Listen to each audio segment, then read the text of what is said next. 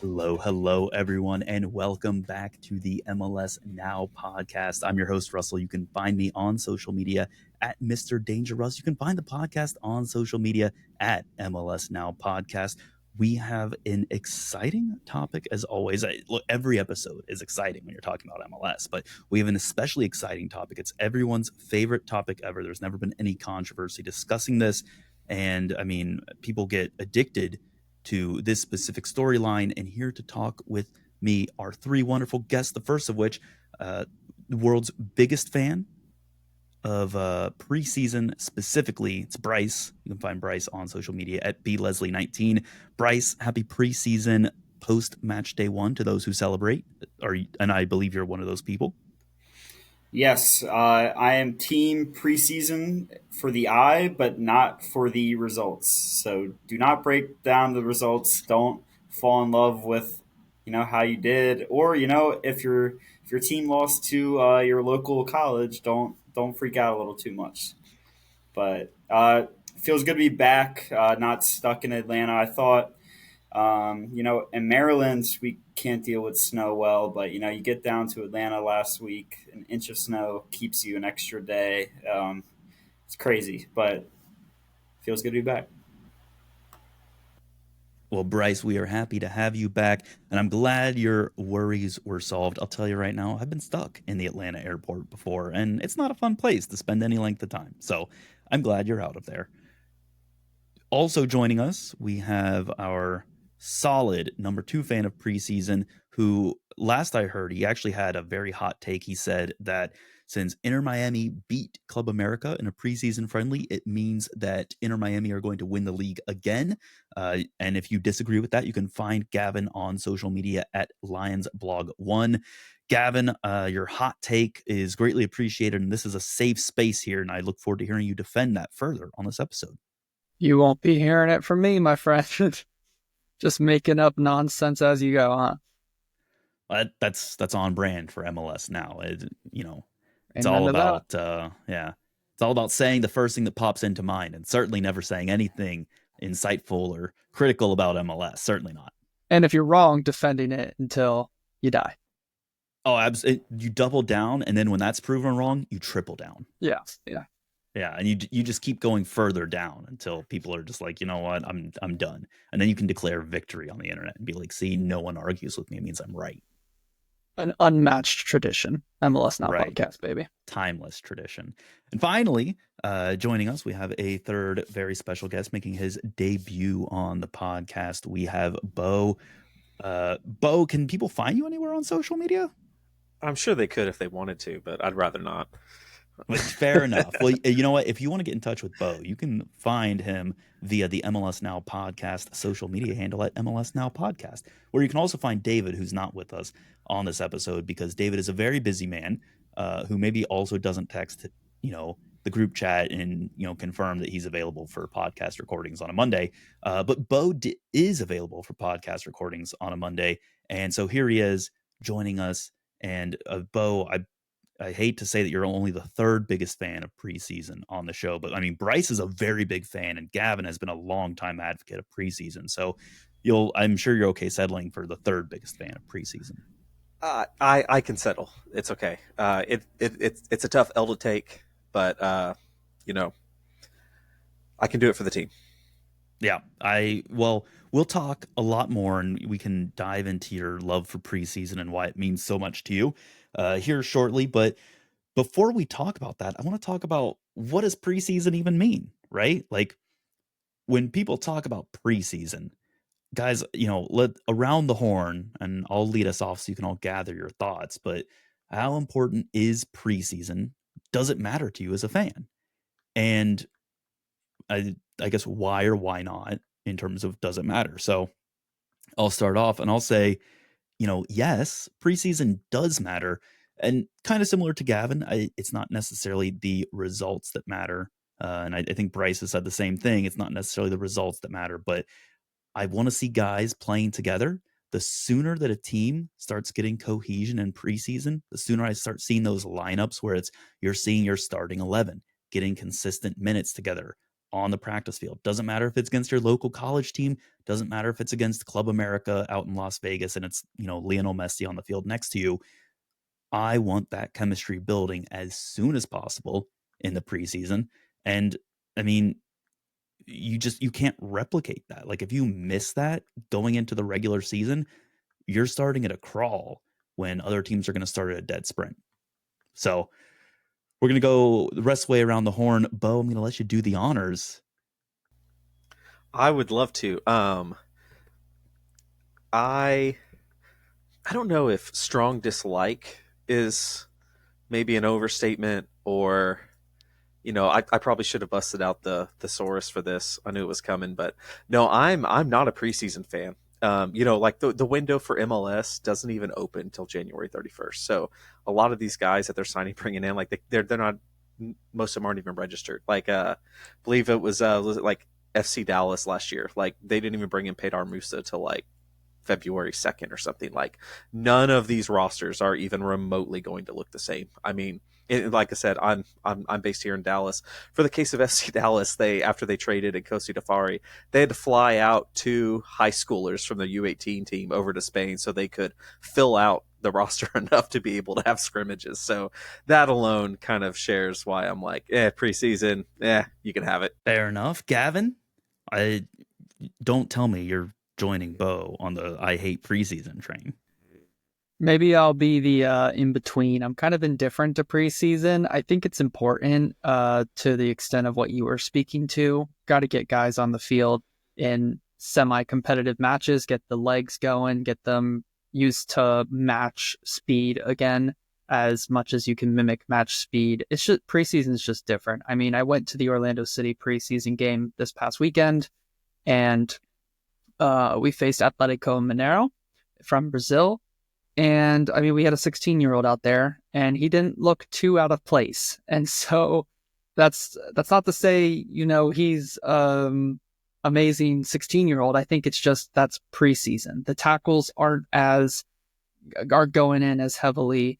There's a little bit more space. No one wants to get injured. And of course, Orlando City had a player rupture his Achilles, and we had a player come off with a concussion. It was a terrible preseason game for us, all things considered. But all in all, I think it is important to get people on the field. It lets coaches try things out. There's a player you want to play at left wing, or do you want to play him at like left wing back maybe, and you want to learn like where these players play. A coach can give a player those minutes in preseason to test things out. But all in all, I think it's more about just getting fitness up and getting teams ready for match day 1. All right. Bryce, I guess it comes down to you. We've got a 3-way tie of dislike, like, and indifferent. And if you somehow find a 4th option, I'm going to lose my mind. So Bryce, please don't do that to me at, 9:30 on a Monday night. Here, I'll start it off with this. The I hate this. 2008 I hate this so much. Detroit Lions went 0-16 in the season, but they went 4-0 in preseason.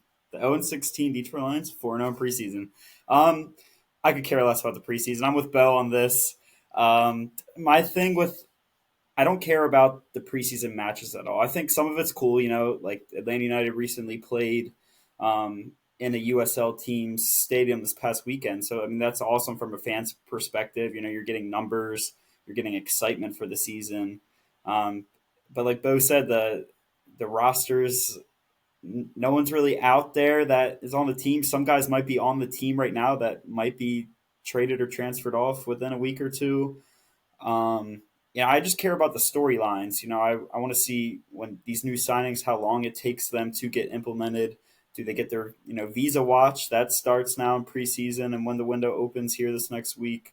Injuries. I think from some standpoints, when you have the clubs playing in CONCACAF Champions Cup, you don't want to see injuries. They have to kind of like elevate their preseason a little bit because their season starts a week or two earlier than the rest of the MLS clubs. But no, I don't really care about preseason to the extent of, what looks good, what doesn't, because I think from a player's mentality, it just changes once the regular season starts. I think it's just maybe connecting the physical side of the game to the mental side, just ramping it up. But let's say if I did care about preseason and I watched Atlanta this past weekend lose to Charlotte 2-1, then I'd be looking for 2026 already, and you shouldn't be thinking like that across the league.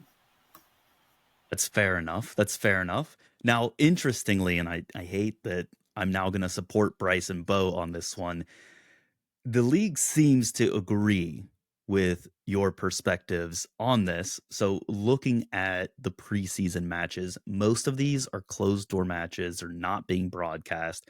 They're not really available in any way, shape, or form other than if you follow a team's, live blog from, say, like an internal staff writer. And that's essentially the extent to which you can get preseason coverage. And I went and I actually looked at every team's website too, just to see who's talking about their preseason. 14 of the 30 teams posted some sort of result or recap in some way, shape, or form. And some teams really seem to invest and care. Oddly enough, New York City FC put out a whole photo gallery of their preseason match. And I was like, good for you guys. And other teams are like, here's a one line, we did preseason. Other teams as well, this is a fun fact one. San Jose did not publicize anything about a preseason match, but the number 2 story on their front page is about a friendly between Chivas and Atlas at PayPal Park in the near future. So I was like, love that, promoting 2 teams that aren't even you and aren't even in this league at your stadium. So yeah, to your guys' point, the league seems to agree. That seems like a very Bruce Arena thing too, doesn't it? Just been like, nothing to see here, folks. Just move along. Yeah, I mean, well, I guess he's in charge of all of it now, isn't it? They said, hey, we can find some cost efficiencies if we make him in charge of operations and on field. So good for San Jose, because apparently now they can maybe spend some more money upgrading their field so that friendly doesn't tear it up too much.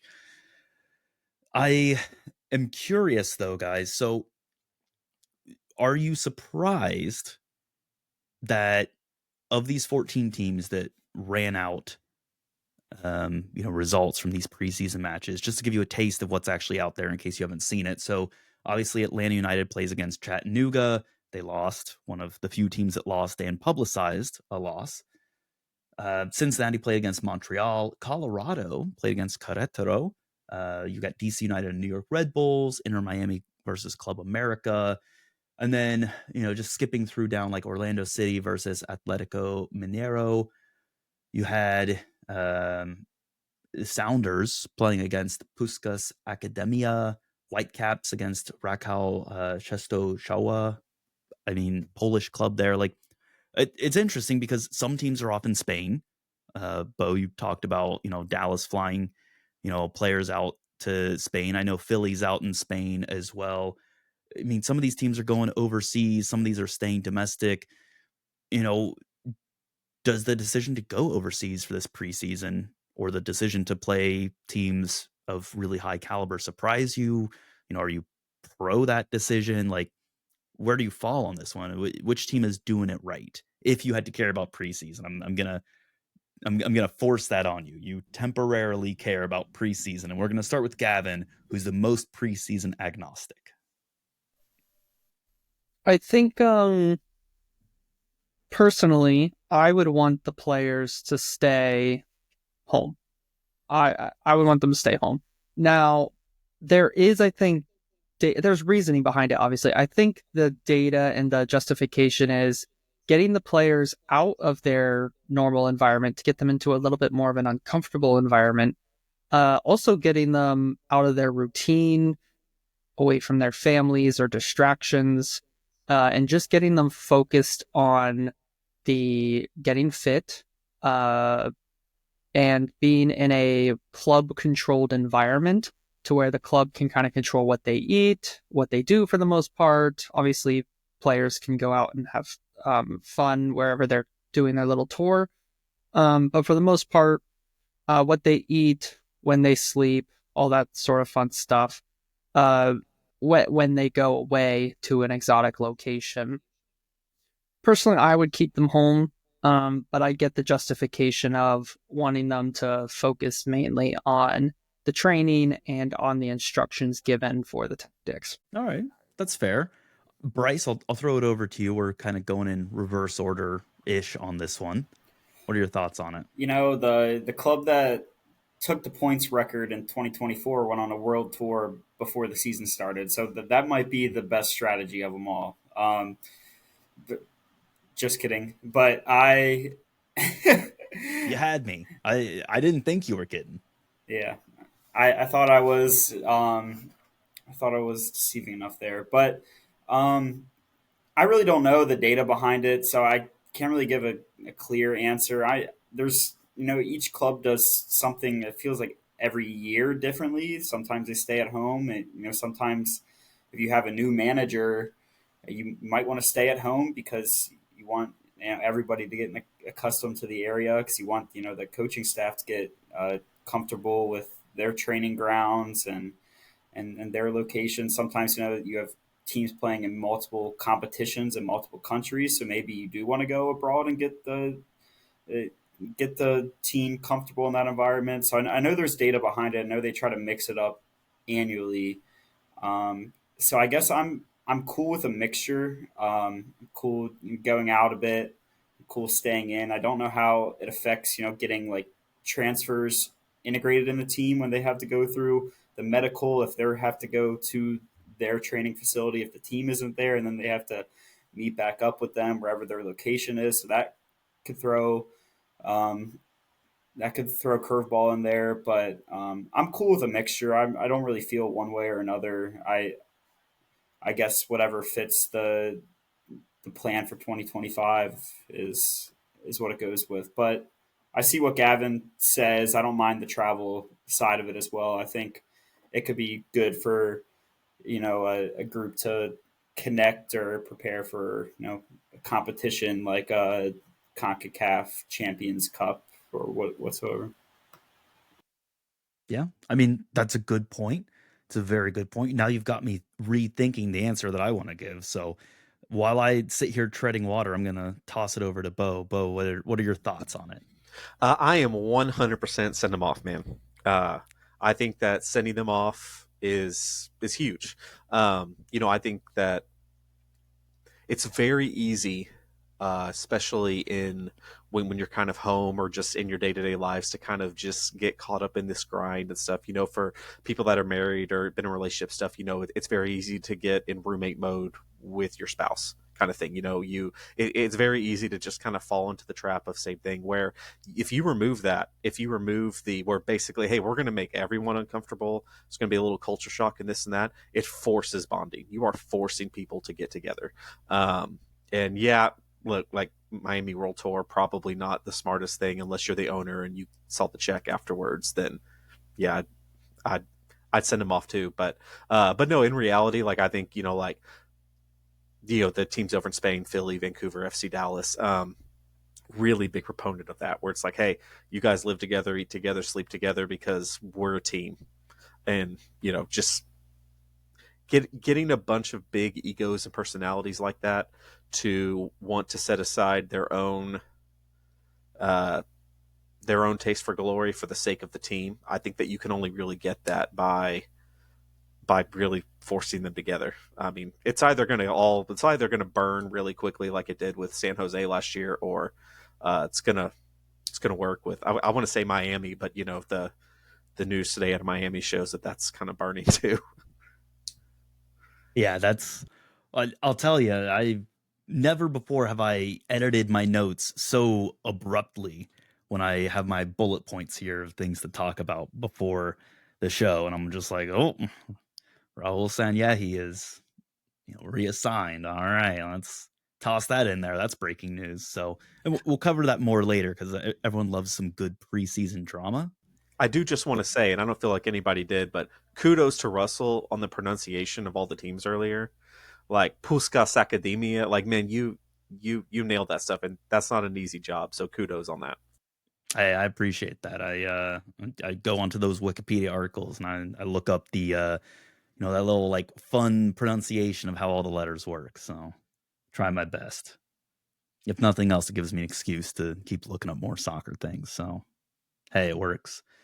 But I'm gonna say that I'm kind of a cross between Beau and Bryce on this one. Now I feel like I'm the guy, the man in the middle.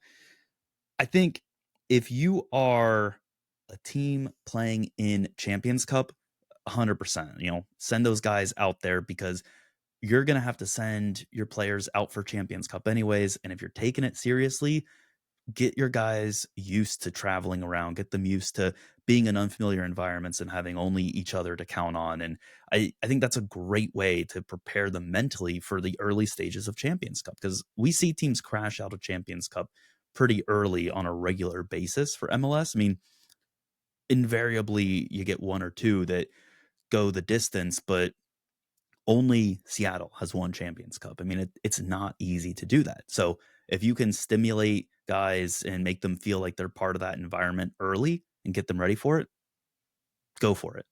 On the other hand, I think if you're not in Champions Cup and if you're in, just league competition and maybe you're in US Open Cup, then I don't know, send them maybe like around the US or send them to like Florida or Texas or something.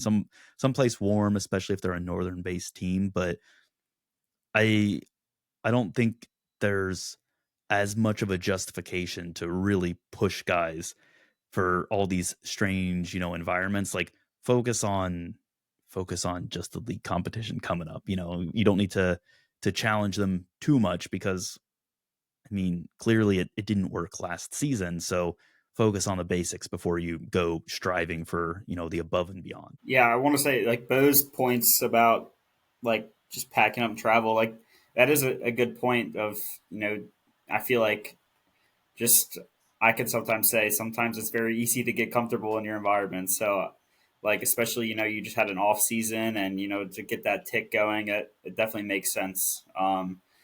To kickstart the season. So even like what you said, Russell, even if it's not out of the country, just maybe just a new environment, go somewhere warm where you can actually play outside instead of on an indoor facility. So, um, yeah, I liked everyone's spin on that. Yeah. Go to the Disney wide world of sports at ESPN in Florida, let M- players, MLS is let back. yeah, MLS is back. I think I said this on the last episode, but they titled it as MLS is back weekend for that first week, and that feels like a very bittersweet naming convention because I'm like, we had it so good for the MLS is back tournament. Now we don't have that, but you're reminding us of it. Well, guys, that's kind of my spiel on preseason. I think the only other question that I have for you is, I guess, does your opinion change if a team is in Champions Cup? Because Champions Cup kicks off very early. I mean, I think these first matches for Champions Cup, I want to say, are like February 16th, about and around. I mean, we're maybe 2.5 weeks out from Champions Cup at this point for some of these teams. Like with with the majority of teams, okay, I get everyone's position. Does it change for the teams in Champions Cup who have those matches coming up? And I guess you can exclude the teams that have a bye through the first round. I think um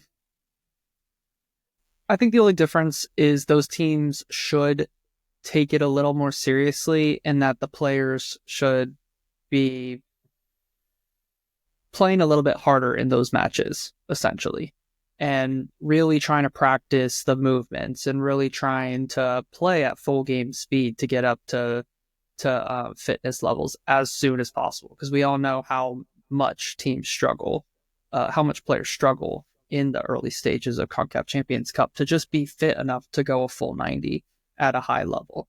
And so to me, for me, it's like, yeah, they should take it a little bit more seriously, and they should really be trying to get fit as soon as possible. The whole squad, because the whole squad is needed in those opening, you know, 8 to 10 weeks that a team is in MLS and Champions Cup, and all the flights and all the travel and stuff like that. So it's not just like the starting 11 either; it's the whole squad.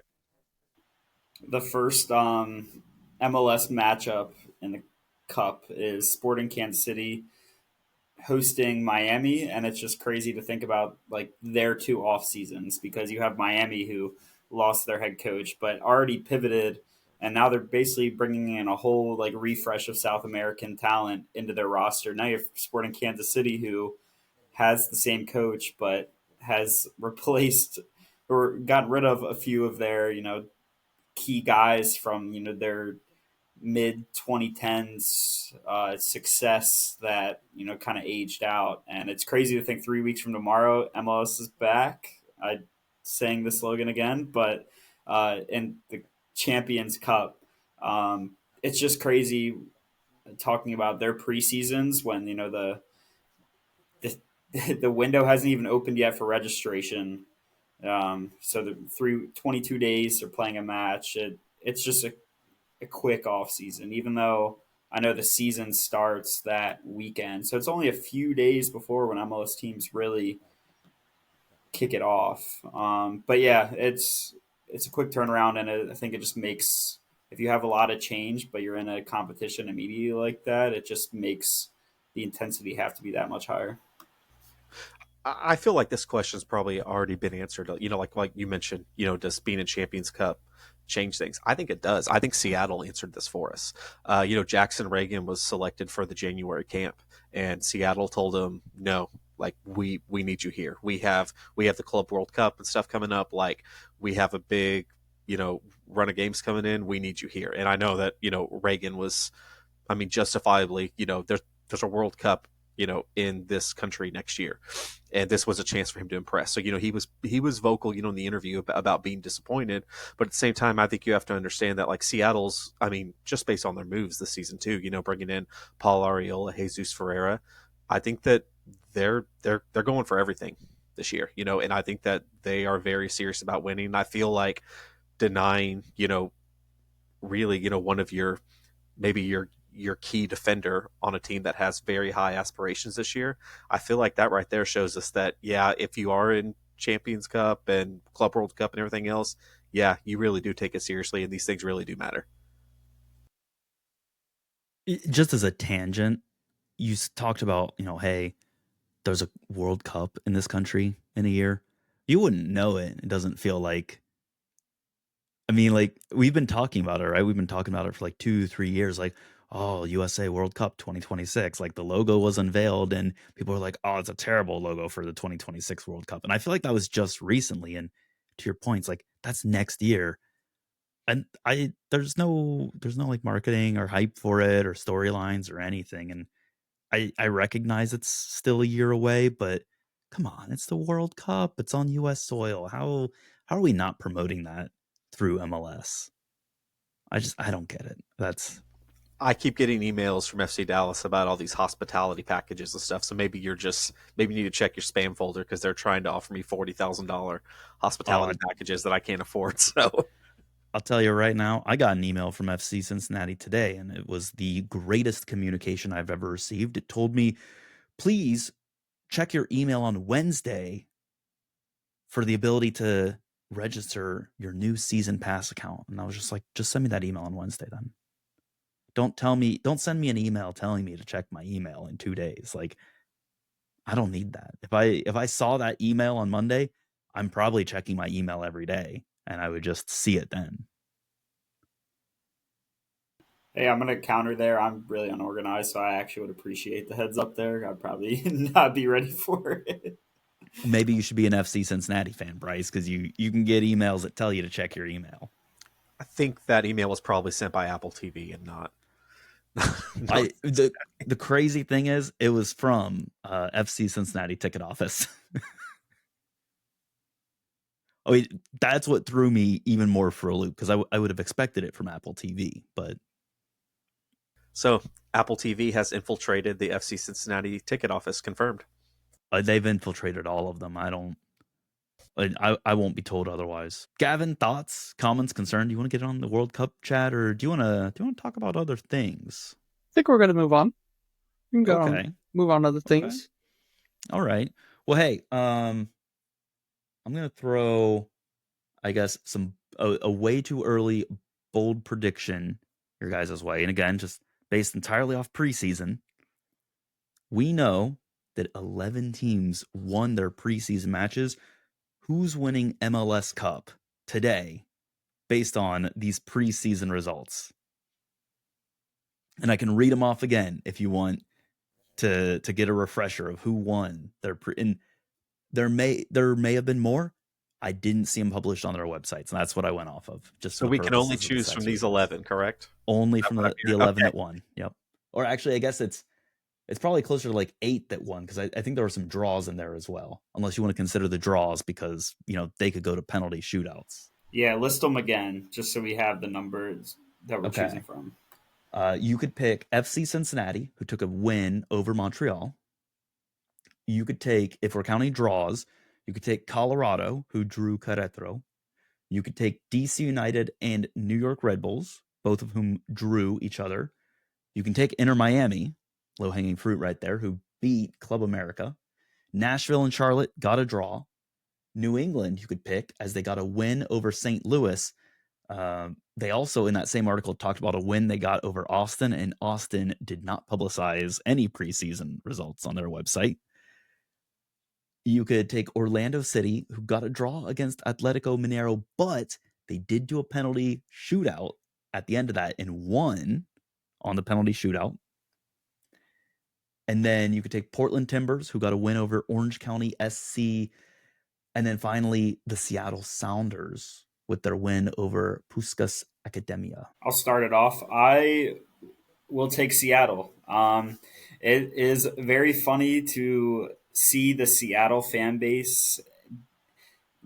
I've seen a lot of people upset about their moves this offseason, but it's funny to see. I feel like the national coverage around the league says this has been like a home run offseason for Seattle, and I'm on that side of it. I think Jesus Ferreira and Paul Arriola, getting them to fit their in a salary cap league, to get the two guys like that into their roster of a really young defense, some young attackers, and still within Jordan Morris, Rodon, Pedro de la Vega. You hope has a bounce back year, injury free bounce back year. You saw João Paulo in the depth. You got Nuhu. Like, they just have a really solid group, and adding those two, and with Rusnak, it's going to be fun, and they're going to be able to compete in every tournament. They're going to make the playoffs. They're going to be a top 4 team in the West. So I'm going to take Seattle out of those teams you listed. I think they're going to compete in every competition this year, and they like those knockout tournaments. So we'll see. That's fair. I'm going to throw a wild card your way right now, Bryce, that I've thought of on the spot. Why is Seattle winning 0 trophies this year? For the same reasons I said, how strong of a core they are. They just don't have anyone that can take them over the top on the other side of it. They're they don't have the Rui Diaz or Lorderos in their prime anymore. They don't have anyone flowing through that. So if they are going to win, it's going to be Ferreira becoming a top 3 to 5 striker in this league, and I don't think it's going to happen. But I really didn't want to pick Miami, so I just jumped at Seattle right when you listed it. That's fair. Beau, go ahead and make it hard on Gavin by taking someone who I guess is also not Inter Miami, so that he has to pick them. Yeah, I will never take the low hanging fruit of Miami. I heard there was a team down there. Some big guy plays there. Have to look into that. No, man, this was really tough because Seattle really has some potential. However, with Bryce, I have concerns. João Paulo's 33. I don't know if Obed Vargas is going to be there past July. So the midfield looks kind of dicey. Christian Roldan stepped in there. So I wanted to go Seattle, and I really want to go New England. I really like some of their moves, but I have zero faith in Caleb Porter. Like, I just think that guy, yeah, there's no way. If it was anyone else, I'd probably go New England. But honestly, Caleb Porter comes up with a MLS Cup out of nowhere, like once every 5 seasons, it feels like. So I feel like You're saying he's due. Yeah. my issue is this. So This is kind of where my issue started, because I feel like if you're going to say something like that, you need to back it up, right? Like, a part of a manager is getting the best out of people. Noel Buck 2 years ago under Bruce Arena. I mean, if you look at that team under Bruce Arena, they were on the verge of like going to an MLS Cup final. I mean, they were elite. Caleb Porter walked in with the exact same team, and I believe they finished 14th last year. With the exact same team. Noel Buck, who was, up for, the 22 under 22, like body armor thing. Like, the dude was legit, and he did not play at all. And I know that, reports where he was, throwing temper tantrums during training and stuff like that. But he's young, and that's the job of the manager, is to get the best out of those players. And he has not shown an ability to do that. All that said, despite my hate for Caleb Porter, I'm gonna go with Charlotte. Uh, I I like Charlotte, man. I really do. Somehow they have still, as of today, they've still hung on to Adelson Malanda. I don't know how. Uh, their defense is incredible. Like, they're like, Tim Ream was just thrown in mid year. I think a lot of people forget, when guys come over mid season, they've already played a full entire year, like, of that. So, like, like your Paint Seal, like Ream, like, those guys have played a lot. So Malanda, Ream, Privet, like, man, those guys are really good. Then you got Ashley Westwood in midfield, which I'm a big Ashley Westwood guy. Like, Ashley Westwood could slap my mom, and my first question would be like, Ashley, is your hand okay? Like, love that guy. All right. Really do. Love him. And then Patrick Ajimong is just amazing. Somehow they got, is it Liel Abada back on a TAM deal? And then they brought in Wilfred Zaha. Now, if Wilfred Zaha can stay healthy, like, that dude's like an MVP caliber player. Like, I am, like, Charlotte has always been a team I really like to watch, but this year, like, Charlotte is like must watch TV for me. I'll just, as a side note, I think Charlotte's a good pick because of Dean Smith as a coach. Like, that's a coach that when he went into a Charlotte side that was woeful prior to him, and somehow made the players better than the sum of their parts. And then they added to it with quality players. So I think, given this full off season, given time to really, like, continue to support his vision and bring in high caliber players and bring in guys like Zaha, who are going to be difference makers for that team, I think that's a great shout. Yeah, I was going to say I like Charlotte because similar with Seattle on the eastern side, just a very high floor because of that defense. The defense is going to get them in a position where they're going to have home games in MLS playoffs, which we know home field is massive in those situations. So they're going to be a top 4 to 5 seed in the East because, I mean, they were a top 4 to 5 East team last year, and they've gotten better. So I don't see how they drop if that defense stays that way. And I somehow forgot to mention that they brought in Eric Williamson, who is, when that guy's healthy, is absolute quality. And then somehow they also managed to get Karol Swiderski out the door. So they have a DP spot open still. So, granted, it's early in the offseason, but like they can improve even more than what they already have, which is kind of amazing to think. Now, all of this said, same wild card to you that I gave to Bryce. With all these nice things we've said about Charlotte, why is it Charlotte is winning absolutely nothing this season? I was afraid you were going to ask that. So I asked it. Here we are. Yeah. Why? Eric Williamson, Ashley Westwood, Wilfred Zaha, Tim. Those guys are all like.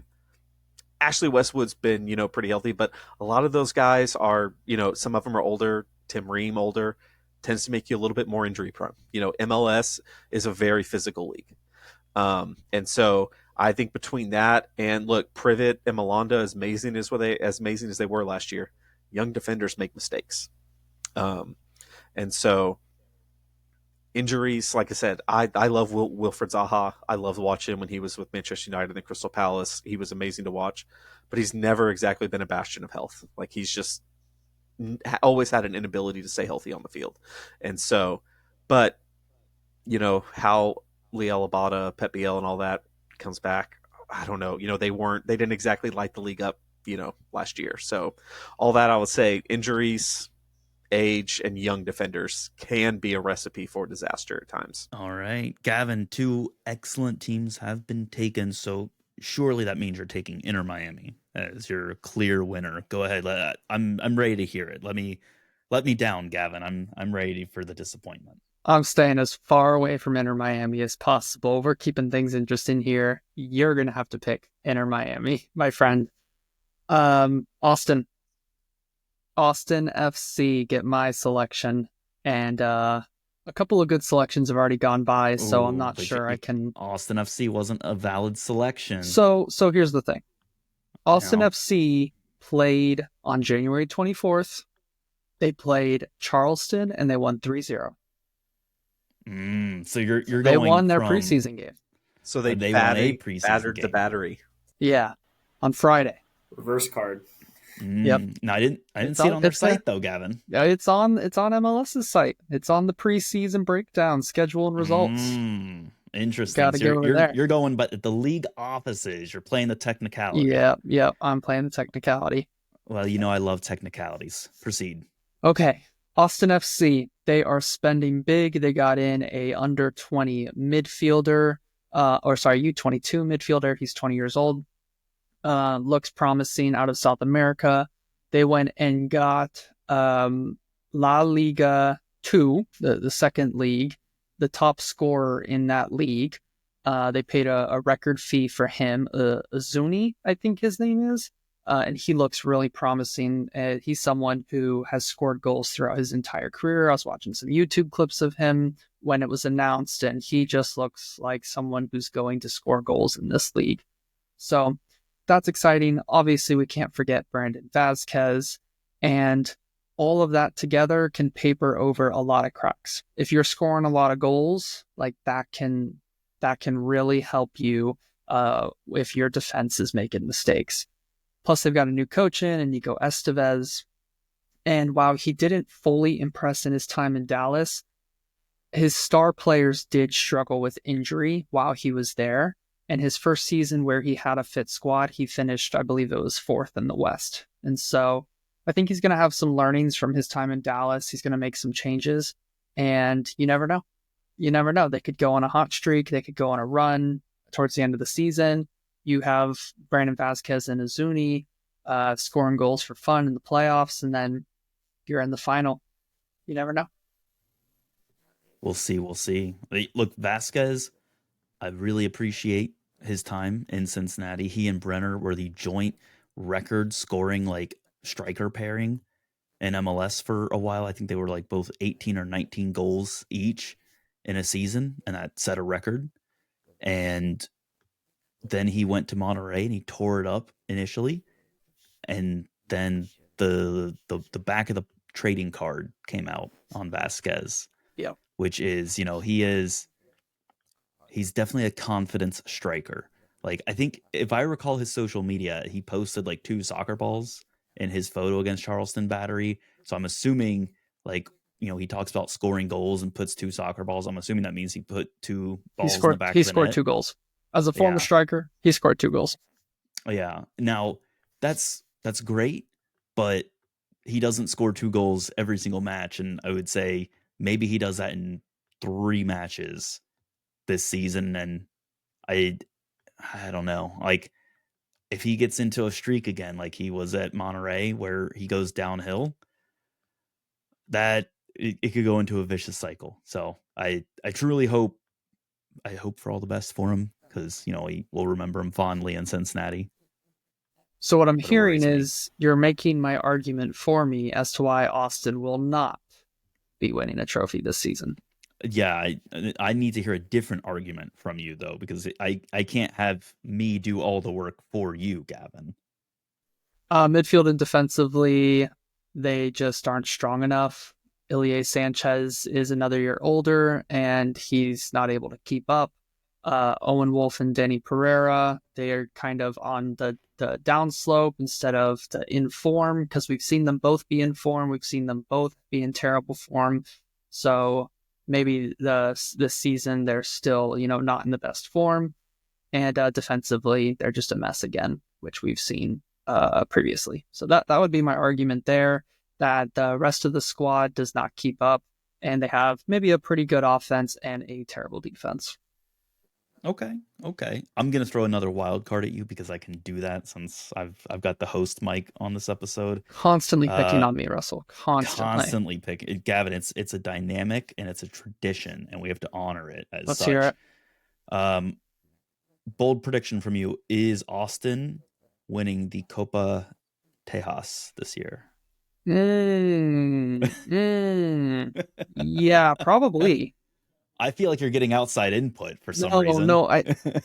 My thoughts were on how Dallas and Houston have shed their big players and have not reloaded.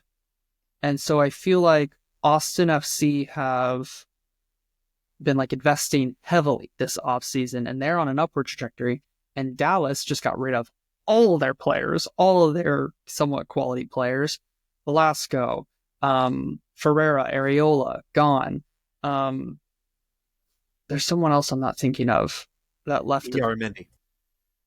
Oh, Aramendi, thank you. Yes.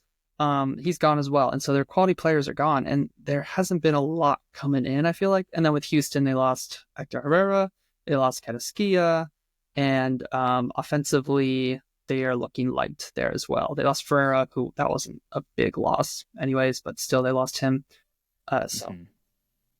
Yeah. Austin will win Copa Tejas. All right. If they win it, Gavin predicted it first. You all heard it here. You bet. Now I hate this because here's the thing.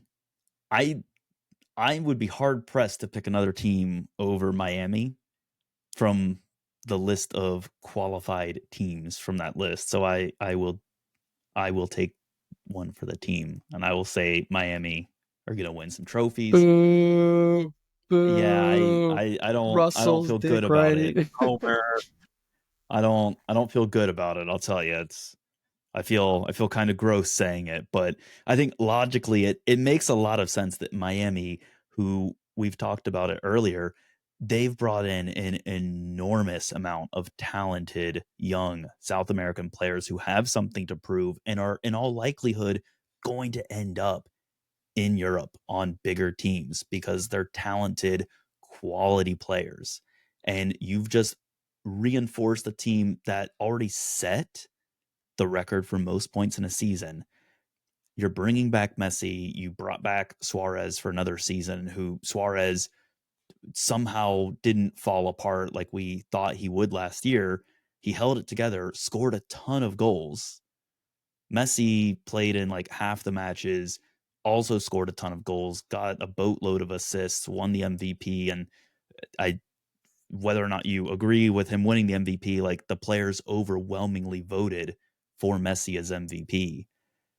And it's just like, and you're reinforcing that with a bunch of young players who, from a roster standpoint, are not hurting you at all in terms of how you're building out the team.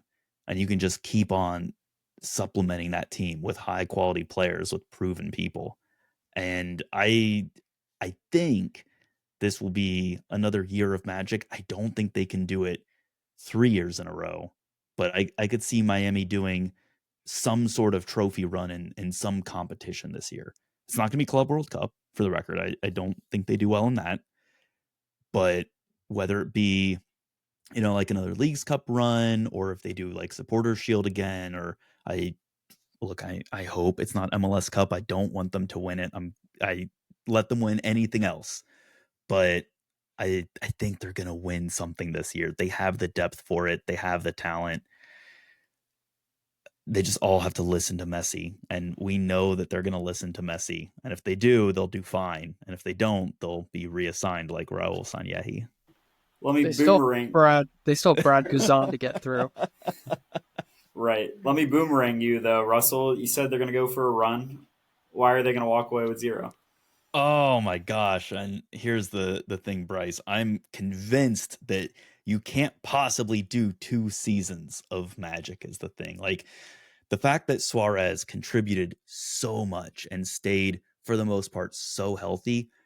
I mean, he's at an age where I don't see how you can sustain what he did last season for a second season. And similarly, you have Busquets, who he had a mostly good season, but he looked pretty shaky at very key moments. And I think teams will pick up on that when they see him again this year, and they're going to be able to pick that apart. Like, the core players who are going to play for Miami, and you can game plan for that. Yes, they have young, promising U22 players, but these guys aren't they're not the tacked on starters. Like, who's going to show up game after game for Miami. You can plan for that. And then you just plan for like these U22s and say, hey, these guys are going to lack experience, put them under pressure and see if they can keep their backs straight. And chances are they're not going to be able to do that every time. They haven't developed enough yet. Don't forget too that probably their biggest loss this offseason, besides Diego Gomez, but their biggest loss was not on the field. It's Chris Henderson going to Atlanta. I mean, this was a guy who, Chris Henderson's pretty well known as like an elite guy at scouting talent. Like, he drafted Yannick Bright, who, when these guys had injury crisis, and Messi, all these people are gone. Like, Yannick Bright was huge, and he was a draft pick stuff. And so Chris Henderson's ability to navigate the cap and bring in talent at incredibly you know, young cheap deals is absolutely unmatched, and they just straight up let him walk out the door because of the Game of Thrones that's going on in the Miami front office. Yeah, I feel nervous for Miami post Messi because what are you going to have left when he leaves? You'll have run out every single person who was here before him, and how many people are staying after him? So, Yeah, I mean, I was also going to say at the managerial position too. That's another position that it's a significant downgrade. Like, you have Tata Martino, who's won an MLS Cup in Atlanta, and who might have been like the best realistic option for someone that could navigate a locker room of Messi and Suarez and Alba, but also knows how to navigate Major League Soccer. And now you're going to Javier Mascherano, who his only experience is on the youth stage of a national team. And if you talk to Argentina fans, they said he didn't do a very good job at it either. So, like, I just don't know how he's going to do for a full season. And the MLS is, it's such a unique league, and to just not have any experience around it whatsoever, it's going to be a tough task for him to navigate. I really don't know how well Miami's going to do this year when it comes to cup competitions, because there's some really good coaches in the East, and coaching matters. We've seen Wilfred Nancy take a Montreal side to second place and then come to Columbus and then just become the best team in the league in the 2 year period. And I just don't know how he's going to navigate. So they've had a couple big losses off the field. I couldn't agree with you anymore, Bryce. Unfortunately, all the other ones that I wanted to pick were taken, so this was the one I got stuck with. Thanks, guys. You didn't want to Appreciate stick that. with You Cincy? did tell us beforehand that, hey guys, make sure no one takes Miami because I really want to take them, but we'll let you have it. Yeah, well, luckily we weren't recording when I said that, so no proof exists. Yeah, no, I maybe as a fun follow-up exercise, none of us picked any of our teams. Why is that? Like, why do we think our own teams aren't the ones that we want to pick? And Bryce, I recognize you couldn't pick Atlanta United because they lost to Chattanooga, which means they're officially out of the MLS season, before it even starts. But I mean, Orlando was an option, Gavin. You didn't want to take Orlando. I guess Dallas, I didn't see anything published about Dallas. So I couldn't tell you, and I guess we've talked about Beau. We've talked about why Dallas is in a bad spot when we were talking about Austin. And I didn't take Cincinnati. Certainly not. There's so many questions around Cincinnati right now. But I am curious, Gavin and Bryce, like, why do you guys think your own teams aren't going to win? With Orlando, I mean, I spoke to it earlier. We got an injury in midfield, and we are already light in midfield. We had our two starters, which one of them, Wilder Cartagena, was the one who went down with the ruptured Achilles. And so now we're down to one recognized starter in midfield, and the rest are just recognized backups and our recognized backup quality. And so midfield, we're light. We had a midfielder who got taken in the draft. The front office was not expecting for him to be taken in the draft by San Diego FC, so they're kind of scrambling to get midfield players. We sold Facu Torres, and we did bring in an under 22 winger, but we're still looking for a DP winger, which isn't a big deal. But, first season in, you could hit and you could have a Gabriel Peck or a Paintsill, or you could miss and you could have any number of players who have struggled in their first season in the league. And so, and then it feels like last year was the year for Orlando to get out of the East and get to the final, and we failed. And I just have a little bit of lost trust that in a strong East, we're gonna get out of it when we couldn't even get out of it at our best opportunity. So, a little lack of trust from my end as well. Bryce, if you could have picked Atlanta, would you have? I wouldn't have. There's too many question marks. First off, it's from the player standpoint. There's deals can be as close as they can be to finish the line, but right now they only have one designated player on the roster, and that's Alexei Miranchuk, who, went through the European schedule on an Atlanta side as reserve. I mean, had his moments where you're like, yeah, I can see why Atlanta spent 13 million on him, but then there's also plenty of times where he just disappeared. And I think Garth Lagerway's hedge on that is we didn't have the quality around him to really become the side we wanted. Um, so if they don't have the players that really open up, because Alexei Miranchuk's game is at its best when he can kind of spray those behind the back line through balls.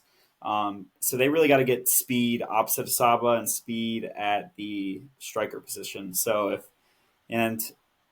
and if I'm being honest, as much as I love him, I don't know if 32-year-old Miguel Almiron is the answer to that. As much as I love him, and I think he's gonna be better at some things that he wasn't in 2018, 2017. But his best trait is speed, and Garth has always said 25 to 29 is the prime age where we want uh, those DP attacking players, and he kind of upped it a little bit for the nostalgia. So we'll see. I think it's a fair argument I've seen saying, you know, if the name is Miguel Almiron, if you're getting a player that has the same profile but isn't who he is for the league and our franchise, do you spend the money and do you use the DP slot on him? I think it's a fair argument. I think he's still a great player, and I think he's still going to be one of the best players in the league, but I don't know how he's going to be, especially not in a central role where he was so good at when Atlanta took off in 2018, because it seems like they're going to have him out on the wing. So um, we'll see how it goes, but they have to get the striker over the line and just a first year manager. I don't think it all clicks on what Dyla will want to do in year one. NYCFC really took off for him in year two when he took over the side from Vieira, I guess it was. Um, so yeah, year two, year three is where it really took off for him before he went to Belgium, and I don't think they get the MLS Cup and get in contention for the MLS Cup in year one. Bryce, if you don't mind me asking, does your opinion change at all on the Almiron deal if he's dropped in as a 10 and not playing as a winger? Because that was kind of my thought was, like you said, you want a really old guy in the wings, but if he's just like in the Thiago Almada role, does that make everyone feel better?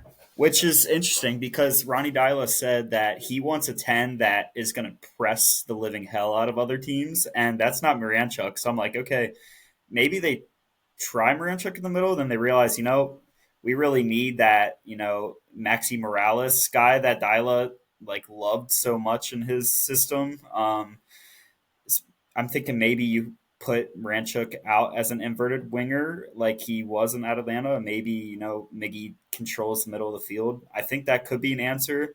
I don't know if that's the first attempt they're going to have. I because I guess it sounds like they're really bringing him into on the wing, but I'm very much open of trying to give him as much of the middle as possible to kind of take the game over because like from a skill wise, he's still going to be a top player in the league. So if you lose the speed, but then you just have more of the field, I think he's going to stand out a little bit more. So we'll see. I think my biggest concern is when they brought in Pity Martinez and Zico Barco, and they both wanted to play the same position in the post Almiron era, and they just like kept fighting for the ball at the same spot. I really hope that's not the same thing where they could put Miranchuk and Almiron as like an inverted winger.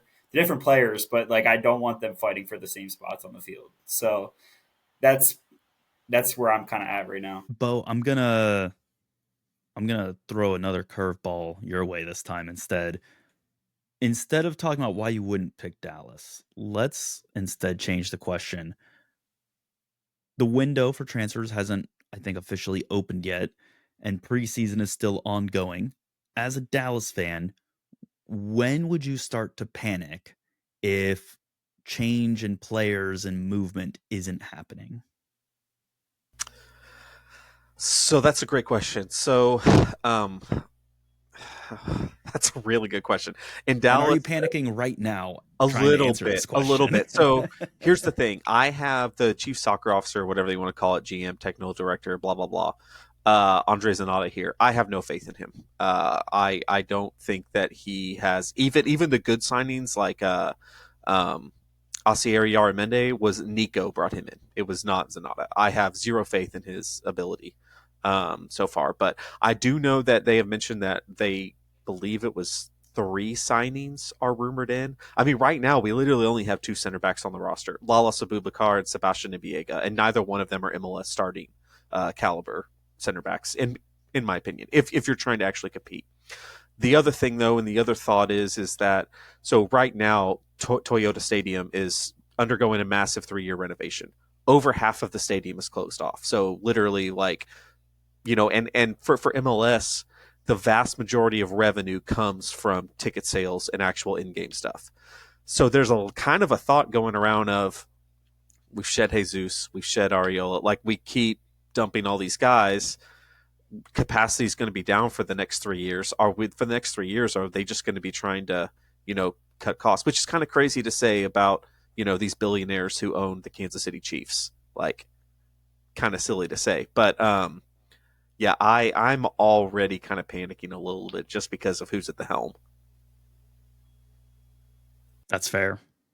That's very fair. I love the tinfoil hat, by the way. Logically it makes all the sense in the world, and that's what makes it, maybe not just a tinfoil hat. Yeah, again, I want to give him the benefit of the doubt. Like I said, even with Petar Musa bringing, the signing, I'm not totally. So I have another tinfoil hat on that. So Jesus Ferreira, was supposed to go to Moscow or wherever, and then MLS pulled the plug on that. Well, I think that FC Dallas was probably like, hey, we'd already, had gone after the replacement and everything. It was Petar Musa. They had got Benfica. Well, the other thing that was going on at that time was FC Dallas was doing some weird, how clubs will do this like weird like collaboration, like, oh, we're working with blah blah blah. Well, FC Dallas and Benfica were working on one of those as well. So I think that Dallas may have been expecting a lot of money to come in, then that MLS pulled the plug, and then they're like, oh no, we're way too far down this road to pull out with Benfica because we're trying to get this other commercial thing going on. So I want to believe that, that the club has ambitions. I don't think so. But again, it's January 27th, the night is still young or whatever it is. I say there's still hope, but in the words of the great prophet Ted Lasso, it's the hope that kills you. Yeah. Look, this league is sustained entirely on vibes and hope. So, well, cool. So what about Cincinnati? Let's not talk about Cincinnati. So I think my biggest worry, right? My biggest questions. You get to preseason, Lucho Acosta doesn't show up. Luca Orishano doesn't show up. Yuya Kubo doesn't show up.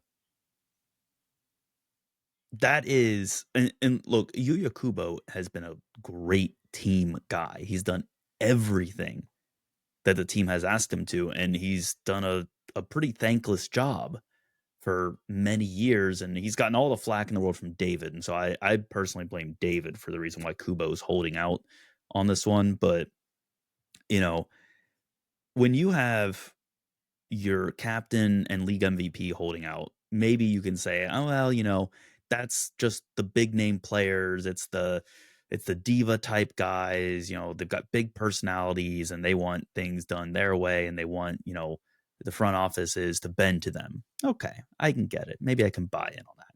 Luca Orishano, he's holding out. Well, it's because in theory, well, there's a big contract waiting for him at Cruz Azul, and he really wants to go because his salary can't be doubled in MLS because of the roster rules, and Cruz Azul is saying, well, more than double your salary.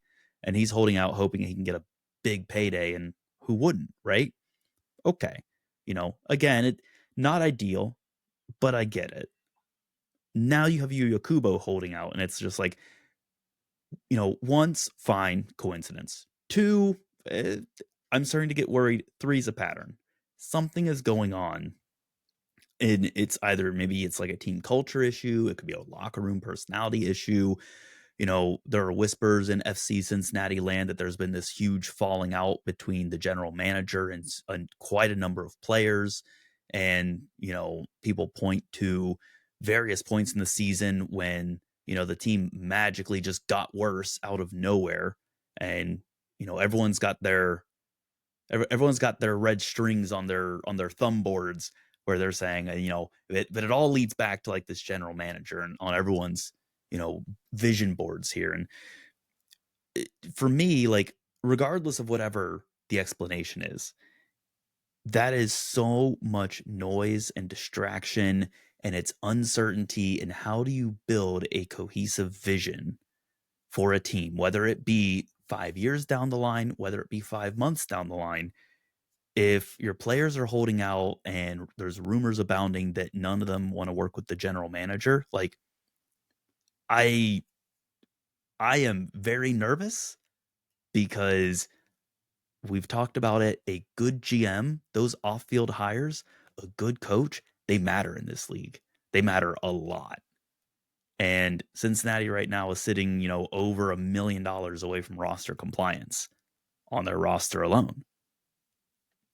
And if all these other teams know, oh, these players don't want to play with this GM, they don't want to work with this GM, why are you going to make a good deal with Cincinnati right now? Cincinnati's going to have to take some sort of big loss to get compliant. And that scares me because I don't know who it's going to be on. Bad locker rooms can ruin seasons. Yeah. And we're not even at the season yet. It's January. Yeah. Yeah.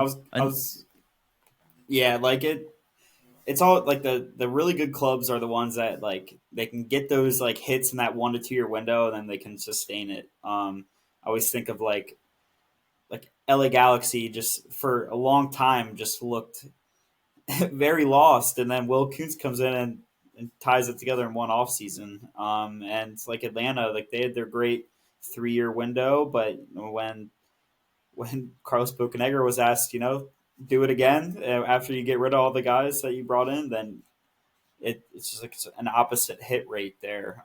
So in this league, you really understand who the good front offices are when they have to do it in a recycled format, and you see that with LAFC. They're hitting on all of these players consistently, and they're keeping the players there happy, and the players that leave still love the club and everyone within it. So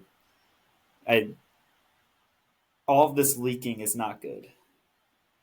Has Cincinnati already used their buyout this offseason? Because I'm wondering, because Sergio Santos is sitting on just under almost $1 million a year, and I have so many questions. Like he must have witnessed Albright murder someone or so. That's the only explanation. Nobody knows why. Cincinnati had the ability to decline his option in the offseason. They didn't have to pick it up. And not only did they pick it up, they gave him a raise. And it's just like, you could have declined it and brought him back if you think he's a great locker room guy because you know you're going to be in this tight roster situation. And maybe they were counting on, you know, they were counting their chickens before they hatched, and maybe they were saying, "Oh, well, we're going to sell all these guys and we're going to get all this money." Like there were rumors that Lucho Acosta was being shopped last summer by Chris Albright, and him not showing up sure makes it feels like those rumors are substantiated. There's a falling out between them, and maybe the idea is they were going to get all this money selling off these players and bringing in different guys, and it wouldn't matter that Santos was on $1 million. But like at the end of the day, that was a decision that they made, and it's contributing to their roster woes. And I don't see them buying out Santos. Honestly, I don't see them using any of the buyouts because You don't think they they, buy out Acosta? oh no, That's where my head like went. Or Corey Baird. I Corey Baird would be another one that people look at and they're just like, there is, Corey Baird seems like a real stand-up guy. He's on a very large contract that I don't think many teams in this league would want. And I think you could have plenty of teams that would be fine to take him on a different size contract, but not on the almost 800 something thousand he's on. And yeah, Cincinnati has historically not used their buyouts, or when they do use them, they are on very low salary players. Like we're talking guys on like 80 grand. Or they get the league to, take care of it for them. Yeah, or the player allegedly gets in a bar fight, gets their jaw broken, and then doesn't show up to training, and was also doesn't show up to his national team practices, and doesn't show up back to his flights, and then goes off the radar for like a week at a time. Hey, he And then shows up on camera in other ways. Yeah, he shows up on camera in other ways. But Allegedly, yeah. The main thing is he's not showing up where and when it matters, and it doesn't seem like there were any consequences for that until the league finally said we're terming this contract for cause. But yeah, I mean that whole situation was incredible. I mean, talk about a catastrophic swing and a miss. How much did you pay for him? We paid $7 million for him. Okay. And just a side note, he's done it again. I don't know if you follow I heard on social media, but yeah, he is not showing up for the club that he has signed with after Cincinnati. And this was after he, in theory, had agreed a contract with another club and then didn't show up after, in theory, agreeing for that and signing a contract with another club. Just want you to know the MLS Now legal team is telling me to say allegedly through all this. Yeah. Allegedly, this is what's occurring. Right. Every single one of these things is rumor mill and, he said, she said type things. But I mean, like at a certain point, it becomes a pattern that it's like, I have a hard time saying that every single one of these is, there's no way any of this happened. Like at a certain point, you got to say, guys, why'd you sign someone who has this following him around? I said in the chat earlier, Peter Musa is probably like, what did I do to deserve this? Well, Kevin Denke, got here MLS transfer record fee. It's probably like, what did you guys sell me on? What did I just walk into? Like, what? They sold him on Skyline Chili. That's what it was. Yeah. I'll tell you right now, Skyline Chili and Grater's Ice Cream released a collaboration today, and it's the only thing I've been thinking about today. I read that and I thought it was a dream. I literally was like, I have to be dreaming, right? Like this isn't a real thing. Every review that I have read of it is that it is amazing. And people in like the FC Cincinnati group chats that I'm in are like, I got this. And they're like, review incoming. And then it's like, 10 minutes later, they're like, A-, or this is amazing. Or like, I understand. Or like, I'm buying 6 of these. Like there are people who are like, I'm shipping this to my cousin across the country and I'm paying $130 to send them like 12 pints of this overnight airmail. And it's just like every single person I've talked to about this, or every single person who I've seen review this, like local sports media personality, are like, this is a great thing. This is amazing. And like, there are people who I'm like, I know that you don't do like food content. And so like, I'm like, how much do I believe this? But like everyone is saying that it's good. So Yeah, I'm extremely excited to try that. Probably tomorrow. No wonder why these Eh, front offices are sending their clubs out of the country for preseason. They don't want them anywhere near this right now. Yeah, they do not want these players to order 12 pints of Skyline Spice ice cream from Graders, and that is what it is called, Skyline Spice. And I'll tell you right now, if I have it and it's good, and I expect it to be good, I'm gonna go find like the nearest Kroger or like something. I'm just gonna buy as much of it as I can and throw it in my deep freezer. Just live off of it. Maybe Jesus Ferreira was the taste tester, since he was sent home from the U.S. men's national team camp for being too out of shape. Maybe Jesus Ferreira was behind all this. Whew. I mean, look, I'll tell you right now. You get some Grader's ice cream if you've never had it. Go get some Grader's ice cream because Not it is sponsored. indulgent. Yeah, we are not sponsored by Grader's, but I'll tell you right now, we could be if if you wanted to be, but we're not. But Grader's ice cream is super good. Go try it. That's all I have to say about that. I want ice cream now. I want Skyline. I even did my food podcast yesterday, and I was talking about like Belgian waffles, and I was talking about like French fries, and talking about Danishes and English muffins, and like all the foods that are like named after like a country or like a place. So shameless plug there. I think I've talked about that. But you can go find that episode on you know various podcast apps here in the next day or two on the Cincy Foodcast.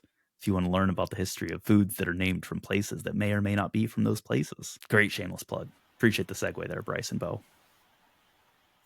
Well, besides making me hungry at 10:30 East Coast time, anything else we want to hit? I feel like we got some takes out. We're still we got the preseason out, so we don't need to talk about that again until the season Until starts. 7 days from now. That's right, Bryce. Excellent suggestion. Can we talk about how awesome the new Apple logos are? That they're like team specific, or is that just me that thinks it's awesome? It's okay if not, but guys, I'll be please make honest, sure I'm I not haven't the only even one. noticed it. Yeah. It's Hold really on, let cool. me Like the LAFC's got like like the little wing things. Philadelphia Union have like a blue stripe going through theirs. Like each team was able to kind of put their own spin on it. That's fun. That's pretty cool, yeah. I need to go look at it. I'm assuming that's on like the Apple TV thing. And you know what? I'll see it on Wednesday when FC Cincinnati sends me my email telling me, now that you were told 2 days ago to check your email today, click on this link in your email so that you can, get season pass. You guys didn't discuss the Nkosi Tafari trade, did you? We did not. Mhm. Okay. I'm curious on y'all's thoughts on this. I have obviously very strong opinions on this, but from the out, from an outsider's perspective, when y'all heard this, what was your initial reactions? I'll be honest. Or was it I Nkosi who? Yeah, It that's it exactly what it was. It was a who? it's one of the first trades when it happened that I've seen in a long time of like the return being for like 2026 like resources. Like it was a 2026 international slot and 2026 allocation money. So LAFC is probably like, sorry, we don't have any 25 to give you. But it also makes you think maybe Dallas is punting. Do they just want the resources in 26? That's like the questions I had around the the deal itself. But yeah, it mostly like Nkosi who. I know LAFC had to get some center back depth, but I was like 2026. What's up with all the resources in 26? Yeah, I thought the GAM was also kind of light, but the international roster slot makes up for it, except for, again, what you said, Bryce, 2026. It feels like a very, very, very, very, very, very, very low value trade for Dallas to make at this time, especially with all the other outgoings that are happening at that club. Beau's tinfoil emporium over here. Oh, Yeah, it was just it's really odd, especially when you look at so 2 years ago, he was called in to January camp, right? Like, was he was not the most consistent last year, right? But I mean, this guy, he's on less than 350,000 a year. I mean, in a salary cap league, like that's huge. Like, so I know that apparently I've heard that they were shopping him after last season, that they apparently wanted him gone. because the one thing I will say about Nkosi Tafari, he's a very big personality, and he does not take crap. Like he will, if you yell at him, he's happy to yell at you back.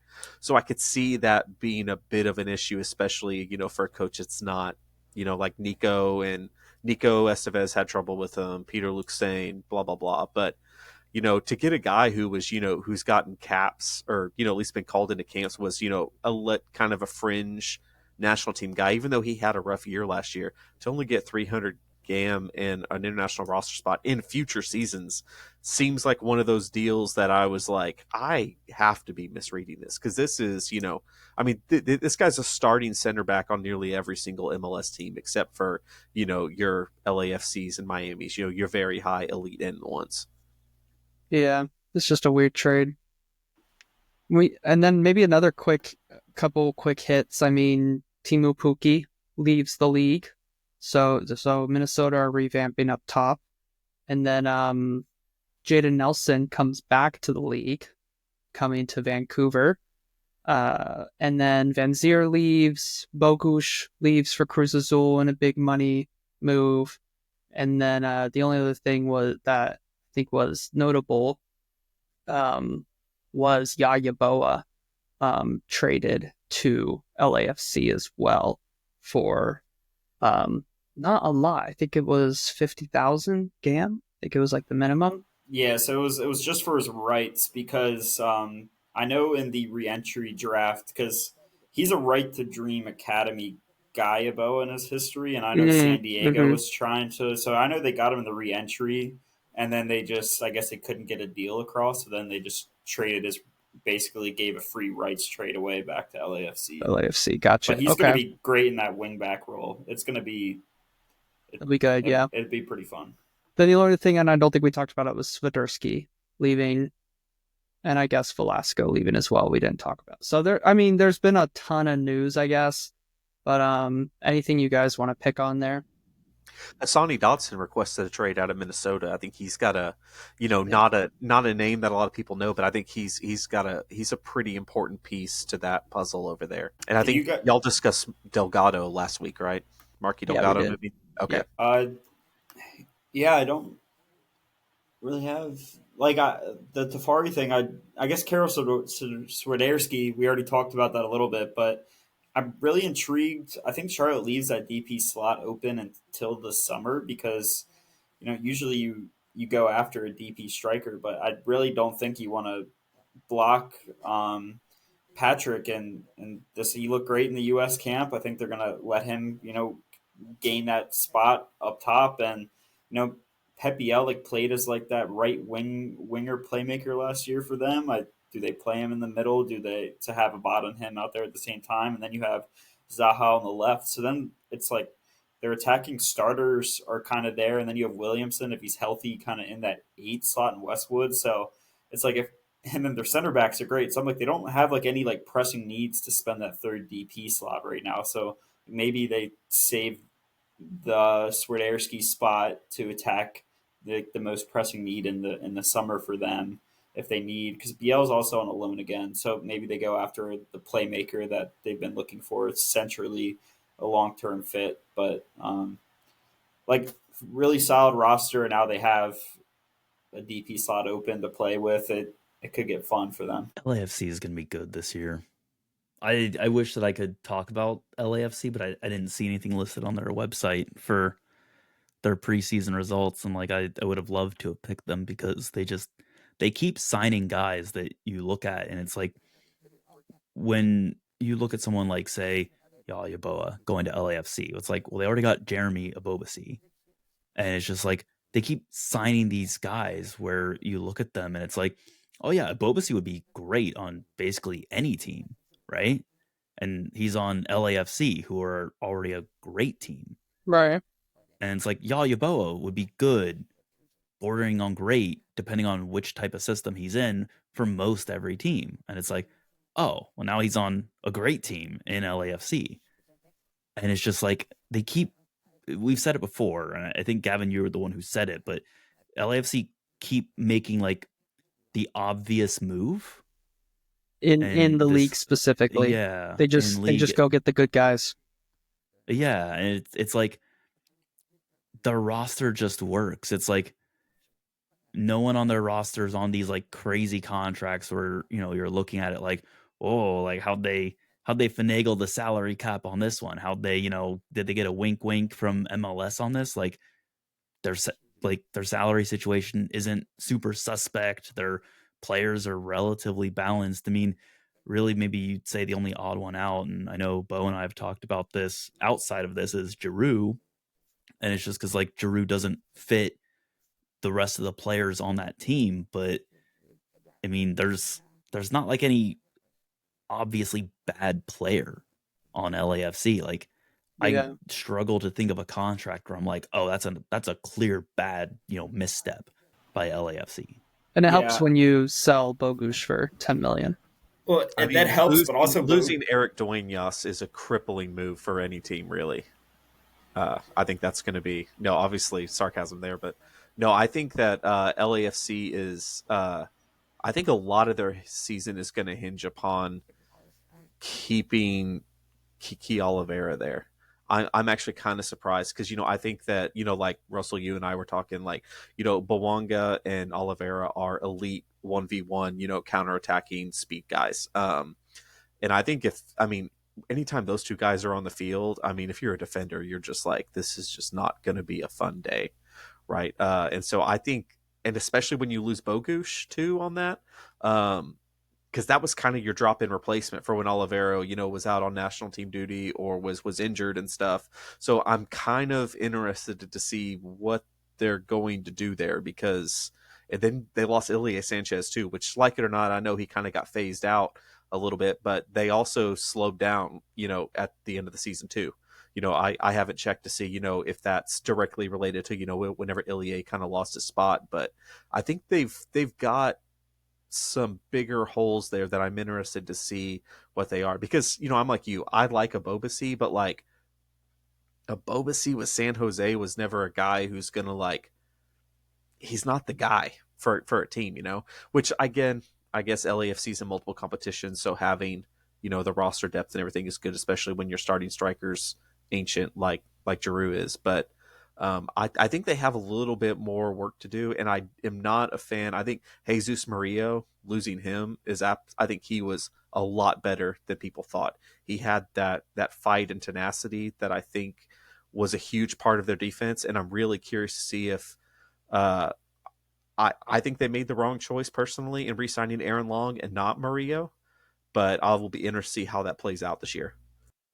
I was going to say another name that Darren bringing back is Tuesta, and I know he wasn't as great as he was in his first run, but like still, like they have a lot of bodies to replace in that midfield. And Bogusz, of course, you take the 10 million, you bought him for one, but like he was still a vital piece to that. And for as cheap as he was from an acquisition cost and a salary cost, hitting on the next Bogusz is going to be hard. I'm not putting it past LAFC, but it's a tough hole to fill. I don't even know if like Lewis O'Brien. I know they got him on loan. I don't think he's back. I know they're bringing someone in Celtic on loan. Um, yeah, like Giroud, like didn't have, of course, the season you would hope, the half season. But you're gonna add Griezmann to the mix. How does he fit? So like LAFC is so intriguing to me in 2025. Um, so yeah, I'm curious to see because their spine has a lot more questions than their outside positions to me. So, and we know the middle of the field sometimes is very important. I dig it. I like this we don't talk about LAFC nearly as frequently as we probably should for how successful of a team they are. So I dig this LAFC tangent. I don't know. I could go on an Arsenal tangent as I see Gavin has an Arsenal scarf behind him. And Gavin, you can tell me if you think this would work. You know how Alexander Lacazette for Arsenal, like for a hot minute there, he almost played as like that deeper, like a playmaking nine where they brought wingers forward. He sure And did, then yeah. yeah, and he was like your back to goal hold up guy, or he like came in late to pick up the ball from wingers when they got like blocked on the outside. And And played like that, nowhere near the 18-yard box. Yeah, absolutely nowhere near it. I almost wonder if like Giroux could do that because they've got super pacey wing players in I mean, I think they LAFC. tried it. I honestly, I remember Yeah. when he first came in, he was really deep at times, and he would receive that long ball, and then he would try to release Denny Bouanga, and it wasn't the best strategy. It worked, I think, once or twice and maybe led to chances and not even goals. But I feel like it just took away an attacker in the final third, and it just didn't allow for that chaos that Bouanga usually thrives off of, if I remember That's fair. correctly. Yeah, I mean, that sounds reasonable. I know like Giroux wasn't super impactful goal scoring or even really assist wise coming in. And I mean, look, I'm an Arsenal guy as far as like Premier League goes. And like, obviously, I hope that Giroux does well because, you know, once a gunner, always a gunner. But I am curious how they make that man fit or if they have to completely change what they're doing to complement him because I mean the quality's there. I don't know. I still don't know why LAFC signed him based on like what their core identity is. It I don't know if they were just looking for a name. Who knows? It's kind of crazy that we're talking LA, and not once to the show have we talked about the MLS Cup champions, the Right. Galaxy. But just as kind of a thought experiment, if you could take two wingers out of the LA teams, would you rather have? Sorry, would you rather? Which set of wingers would you rather have? Bawanga and Oliveira or Paint Silpek? Oh, Pencil Pack, easy. Yeah. Every single day and twice on Sunday. Man, Dennis Bawanga, like that dude. Like I think I would take just Bawanga over Paint Silpek. Like he's that good. I mean, probably not, but I think I could back that up as like an individual taking only one from that set of four, but I think if you got to do a pair, I think you got to do Pencil Yeah, Pack. if you're telling me though, like if you're taking the two wingers from a creation standpoint, I think I'm taking Oliveira and Buanga. But if you're telling me like, okay, we have your playmaker and then like we're gonna have like him feed your wingers all game, then I'm gonna take Paintsel and Peck. So Fair, fair. Well, guys, we're sitting on, gosh, almost like an hour and 40 minutes now. Does anyone have any final thoughts, any parting words before we maybe wrap up for this episode here? sorry it'd be shorter if Russell didn't hold us a preseason talk. Yeah, look, preseason is one of the most important times of the year, and I think we've adequately conveyed that from our conversation tonight. I think every single one of our listeners will have a deeper appreciation for the work that teams put in, for the work that players put in. And I mean, obviously, everyone's going to be better off having listened to this episode for our talk about preseason. No arguments here, surely from all of you, right? Right. Great. Wonderful. I love that. I love that for all of us. But hey, in the meantime, I do want to just say thank you to everyone who continues to listen in. I want to give a really big thank you for Beau for jumping on with us at relatively short notice. So greatly appreciate having you jump in and then be willing to just roll with it when I was like, no, we're gonna wing it. You were like, hey, what are we talking about? I was like, you'll see. You'll find out. dude, absolutely honored to be here. Anytime I can talk about MLS, I'm down. And I'm sure my wife thanks you because I would just be sitting there. She's watching the movie, been like, "Oh my gosh, did you hear about Timu Puki got bought out and now he's going?" So she thanks you as well. Well, I'm happy to have done that service for her and for her peace of mind and for everyone else. Just a reminder: you can find Gavin on social media at LinesBlog1. You can find Bryce on social media at BLeslie19. You can find me on social media at Mr. Dangerous. Beau, you can find him on social media under the MLS Now podcast handle. Guys, thank you very much. Till next time. Till next time.